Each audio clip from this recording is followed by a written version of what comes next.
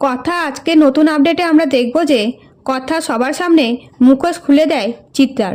বিস্তারিত জানতে সম্পূর্ণ ভিডিওটি লাইক দিয়ে দেখতে থাকুন। কথা যেই বুঝতে পারে চিত্রা পরিকল্পনা করে সঞ্চিতাকে বাড়ি থেকে বের করেছে, সেই ঠিক করে ফুলদার সাহায্য নিয়ে চিত্রার মুখোশ টেনে খুলে দেবে। এদিকে চিত্রা ধরা পড়ার ভয়ে গড়াল ছেড়ে চলে যেতে গেলে কথা চিত্রাকে দেখতে পেয়ে সঙ্গে সঙ্গে বাধা দেয় আর বলে, মেজমা কোথায় যাচ্ছ? তোমার আসল রূপ যে কী সেটা আজ সবাই জানবে। তুমি মাকে বাড়ি থেকে বের করেছিলে, মায়ের ওষুধ পাল্টে দিয়েছিলে, আর আজ বাঁশ দিয়ে ছাদের ভাঙা অংশ ফেলেছ।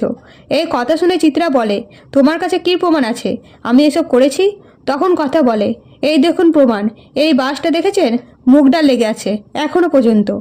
এবং কথা ও চিত্রার মধ্যে কথা কাটাকাটি হতে থাকলে কথা চিত্রাকে টানতে টানতে সবার সামনে এনে বলে, আসল অপরাধী হলো মেজমা, আর মেজমার পরিকল্পনা মতো সব হয়েছে।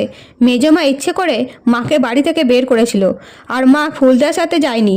এমনকি মায়ের সাথে ফুলদার সম্পর্ক শুধুমাত্র ভাই বোনের, আর এই পবিত্র সম্পর্কটাকে কলঙ্কিত করেছে মেজমা নিজের স্বার্থ সিদ্ধির জন্য।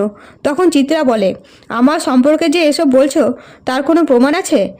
তখন কথা বলে, আমি একজনকে ডেকেছি, সে সবটা প্রমাণ করে দেবে।